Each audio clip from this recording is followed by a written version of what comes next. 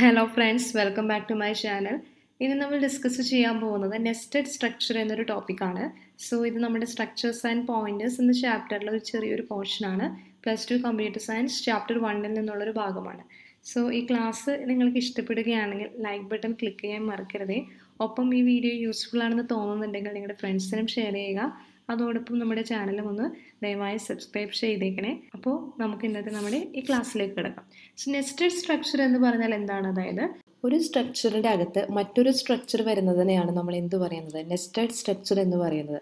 So an element of A structure may itself B another structure. Such A structure is known as nested structure. അതായത് ഒരു എലമെൻറ്റിൻ്റെ structure മറ്റൊരു structure element ആവുന്നതിനെയാണ് nested structure എന്ന് പറയുന്നത്. The concept of nesting enables building of powerful data structures. അതായത് വളരെ powerful ആയിട്ടുള്ള data structures build ചെയ്യാനായിട്ട് ഈ നെസ്റ്റഡ് സ്ട്രക്ചർ എന്ന് പറയുന്ന ഒരു കോൺസെപ്റ്റ് നമുക്ക് ഉപയോഗിക്കാം. രണ്ട് രീതിയിൽ നമുക്ക് നെസ്റ്റിംഗ് എഴുതാം. സോ ഫസ്റ്റ് മെത്തേഡ് എന്ന് പറയുന്നത് ഒരു സ്ട്രക്ചർ നമ്മൾ ഡിഫൈൻ ചെയ്യുന്നു. ഈ ഡിഫൈൻ ചെയ്ത സ്ട്രക്ചറിൻ്റെ വേരിയബിൾ മറ്റൊരു സ്ട്രക്ചറിൻ്റെ അകത്ത് എന്ത് ചെയ്യുന്നു? ഡിക്ലെയർ ചെയ്യുന്നു. അല്ലെങ്കിൽ മറ്റൊരു സ്ട്രക്ചറിൻ്റെ അകത്തായിരിക്കും അതിൻ്റെ വേരിയബിൾ നമ്മൾ എഴുതുന്നത്, വേരിയബിൾ ഡിക്ലെയർ ചെയ്യുന്നത്. സോ ഇതാണ് ഫസ്റ്റ് മെത്തേഡ് എന്ന് പറയുന്നത്. രണ്ടാമത്തെ മെത്തേഡ് എന്ന് പറയുന്നത് ഒരു സ്ട്രക്ചർ എഴുതുന്നു, ഒരു സ്ട്രക്ചർ ഡിഫൈൻ ചെയ്യുന്നു, ആ സ്ട്രക്ചറിൻ്റെ അകത്ത് തന്നെ മറ്റൊരു സ്ട്രക്ചർ ഡിഫൈൻ ചെയ്യുന്നു, അതിൻ്റെ വേരിയബിളും ആ സ്ട്രക്ചറിൻ്റെ അകത്ത് തന്നെ ഡിക്ലെയർ ചെയ്യുന്നു. സോ ഈ രണ്ട് മെത്തേഡാണ് ഉള്ളത്. സോ ഡെഫിനിഷൻ എ നോക്കാം. സ്ട്രക്ട് ഡേറ്റ്, അതായത് ഡേറ്റ് എന്ന് പറയുന്ന ഒരു സ്ട്രക്ചറുണ്ട്. അതുപോലെ സ്ട്രക്ട് സ്റ്റുഡൻറ്റ് എന്ന് പറയുന്ന ഒരു സ്ട്രക്ചർ ഇവിടെ ഉണ്ട്. സോ ഇതിൻ്റെ പ്രത്യേകത എന്ന് പറയുന്നത്, ഇപ്പോൾ സ്റ്റുഡൻറ്റ് എന്ന് പറയുന്ന സ്ട്രക്ചറിൻ്റെ അതായത് അഡ്മിഷൻ ഡേറ്റ്, ഇപ്പോൾ for example admission date save ചെയ്യണം. സോ അഡ്മിഷൻ ഡേറ്റ് സേവ് ചെയ്യണമെങ്കിൽ നമുക്കറിയാം ഡേ, മന്ത്, ഇയർ എന്ന് പറയുന്ന 3 എലമെൻറ്റ്സ് ആണ് ഡേറ്റ് സേവ് ചെയ്യാനായിട്ട് അല്ലെങ്കിൽ ഡേറ്റിന് വേണ്ടി നമുക്ക് ആവശ്യമായിട്ട് വരുന്നത്. അപ്പോൾ ഇവിടെ അതിന് പകരം ഈ സ്റ്റുഡൻറ്റ് എന്ന് പറയുന്ന സ്ട്രക്ചറിൻ്റെ അകത്ത് തന്നെ ഈ 3 വേരിയബിൾസ് നമുക്ക് എന്ത് ചെയ്യാൻ പറ്റും? ഒരുമിച്ച് ഉപയോഗിക്കാൻ പറ്റും. ഇതുപോലെ വേറൊരു സ്ട്രക്ചറായിട്ട് ക്രിയേറ്റ് ചെയ്യുവാണെങ്കിൽ. അപ്പോൾ ഇതെങ്ങനെയാണ് വരുന്നത്? സ്ട്രക്ട് ഡേറ്റ് എന്ന് പറയുന്ന സ്ട്രക്ചർ എഴുതി. സോ അതിൽ short day, short month, short year. So ഇതിൽ വരുന്ന വേരിയബിൾസ് അല്ലെങ്കിൽ ഇതിൽ വരുന്ന എലമെൻറ്റ്സ് ഇതെല്ലാമാണ്. അതുപോലെ സ്റ്റുഡൻറ്റിൻ്റെ ഡീറ്റെയിൽസ് സേവ് ചെയ്യാനായിട്ടാണ് സ്റ്റുഡൻറ്റ് എന്ന് പറയുന്ന ഒരു സ്ട്രക്ചർ ക്രിയേറ്റ് ചെയ്തിരിക്കുന്നത്. അതിൽ ഇൻറ്റ് അഡ്മിഷൻ നമ്പർ സേവ് ചെയ്യാൻ ഇൻറ്റ് ഡാറ്റ ടൈപ്പ്, അതുപോലെ നെയിം, ക്യാർ നെയിം സേവ് ചെയ്യാനായിട്ടാണ് ഈ ഒരു എലമെൻറ്റ് ഇവിടെ ഉപയോഗിച്ചിരിക്കുന്നത്.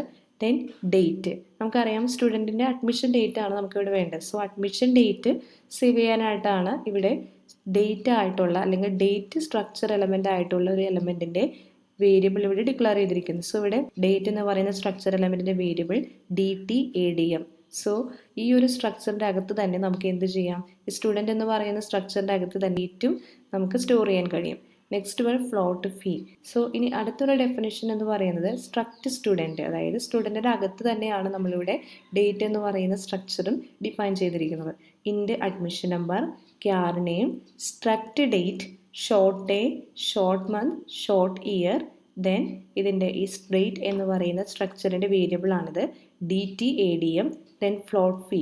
സോ ഈ രണ്ട് മെത്തേഡും തമ്മിലുള്ള ഡിഫറൻസ് എന്ന് പറയുന്നത്, ഇവിടെ ഈ സ്റ്റുഡൻറ്റ് എന്ന് പറയുന്ന സ്ട്രക്ചറിൻ്റെ അകത്താണല്ലോ ഡേറ്റ് എന്ന് പറയുന്ന മറ്റൊരു സ്ട്രക്ചർ നമ്മൾ ക്രിയേറ്റ് ചെയ്തത്. അതുകൊണ്ട് തന്നെ ഈ ഡേറ്റ് എന്ന് പറയുന്ന സ്ട്രക്ചർ എലമെൻറ്റിൻ്റെ സ്കോപ്പ് എന്ന് പറയുന്നത് ഈ സ്റ്റുഡൻറ്റ് എന്ന് പറയുന്ന സ്ട്രക്ചറിൻ്റെ അകത്ത് മാത്രമായിരിക്കും. അതായത് ഈ സ്ട്രക്ചർ നമുക്ക് ഉപയോഗിക്കാൻ കഴിയുന്നത് ഈ സ്റ്റുഡൻറ്റ് എന്ന് പറയുന്ന സ്ട്രക്ചറിൻ്റെ അകത്ത് മാത്രമായിരിക്കും. പക്ഷേ ഇവിടെ ഡേറ്റ് നമ്മൾ ഡിഫൈൻ ചെയ്തിരിക്കുന്നത് പുറത്തായിട്ടാണ്. അതായത് ഈ സ്റ്റുഡൻറ്റ് എന്ന് പറയുന്ന സ്ട്രക്ചറിൻ്റെ പുറത്തായിട്ടാണ് ഡേറ്റ് എന്ന് പറയുന്നത് നമ്മൾ ഡിഫൈൻ ചെയ്തിരിക്കുന്നത്. അതുകൊണ്ട് തന്നെ ഈ പ്രോഗ്രാമിൽ വേറെ ഒരു സ്ട്രക്ചറിൽ വേണമെങ്കിലും നമുക്ക് ഈ ഡേറ്റ് എന്ന് പറയുന്ന സ്ട്രക്ചർ വേണമെങ്കിൽ ഉപയോഗിക്കാവുന്നതാണ്. Format of accessing inner structure element. Inner structure element എങ്ങനെയാണ് ആക്സസ് ചെയ്യുന്നത്? സോ അതിൻ്റെ സിൻടാക്സ് ഇതാണ്. Outer structure variable, dot operator, inner structure variable, element. മനസ്സിലായോ? അതായത് നമ്മുടെ ഔട്ടർ സ്ട്രക്ചർ വേരിയബിളും ഇന്നർ സ്ട്രക്ചർ വേരിയബിളും ഡോട്ട് ഓപ്പറേറ്റർ ഉപയോഗിച്ചിട്ടാണ് നമ്മൾ ആ വേരിയബിൾ ആക്സസ് ചെയ്യുന്നത്, ഇന്നർ സ്ട്രക്ചർ എലമെൻറ്റ് ആക്സസ് ചെയ്യുന്നത്.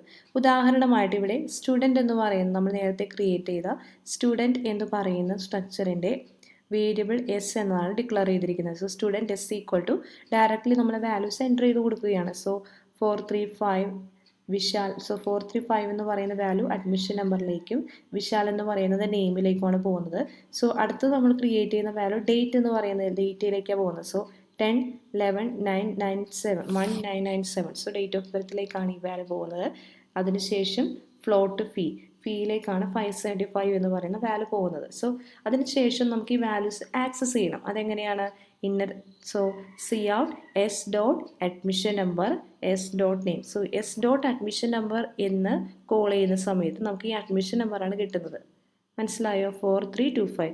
അതുപോലെ എസ് ഡോട്ട് നെയിം എന്ന് പറയുമ്പോൾ വിശാൽ എന്ന് പറയുന്ന നെയിം ആയിരിക്കും നമുക്ക് ഔട്ട്പുട്ടായിട്ട് ലഭിക്കുന്നത്. കാരണം ഈ സ്റ്റുഡൻറ്റ് എന്ന് പറയുന്നതിൻ്റെ വേരിയബിളാണ് എസ് എന്ന് പറയുന്നത്. അതേസമയം എസ് ഡോട്ട് നമുക്ക് ഈ ഒരു വാല്യൂ ആണ് വേണ്ടതെങ്കിൽ എസ് ഡോട്ട് ഡേ എന്ന് പറഞ്ഞ് 10 എന്ന് പറയുന്ന വാല്യൂ നമുക്ക് കിട്ടില്ല. കാരണം ഡേ, മന്ത്, ഇയർ എന്ന് പറയുന്നത് ഡേറ്റ് എന്ന് പറയുന്ന മറ്റൊരു വേരിയബിൾ ഉപയോഗിച്ചിട്ടാണ് നമ്മൾ ഡിഫൈൻ ചെയ്തിരിക്കുന്നത്. അതുകൊണ്ട് outer structure variable dot inner structure variable dot element എന്ന രീതിയിലാണ് ഈ വാല്യൂസ് നമുക്ക് ആക്സസ് ചെയ്യാൻ കഴിയും. സോ ഇവിടെ ഔട്ടർ സ്ട്രക്ചർ വേരിയബിൾ എന്ന് പറയുന്നത് എസ് ആണ്.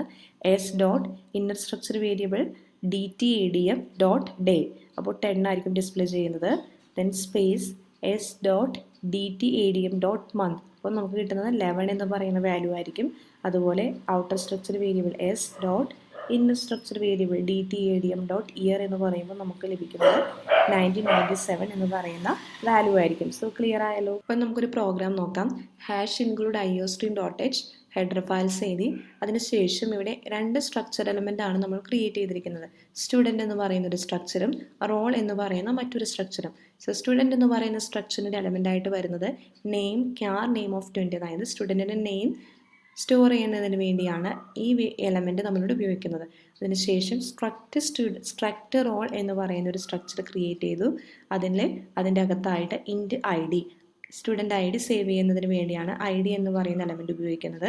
അതിനുശേഷം ഈ സ്റ്റുഡൻറ്റ് എന്ന് പറയുന്ന സ്ട്രക്ചറിൻ്റെ വേരിയബിൾ റോൾ എന്ന് പറയുന്ന സ്ട്രക്ചറിൻ്റെ അകത്താണ് നമ്മളിവിടെ ക്രിയേറ്റ് ചെയ്തിരിക്കുന്നത്. Struct student info. So info എന്നതാണ് സ്റ്റുഡൻറ്റ് എന്ന് പറയുന്ന സ്ട്രക്ചറിൻ്റെ വേരിയബിൾ.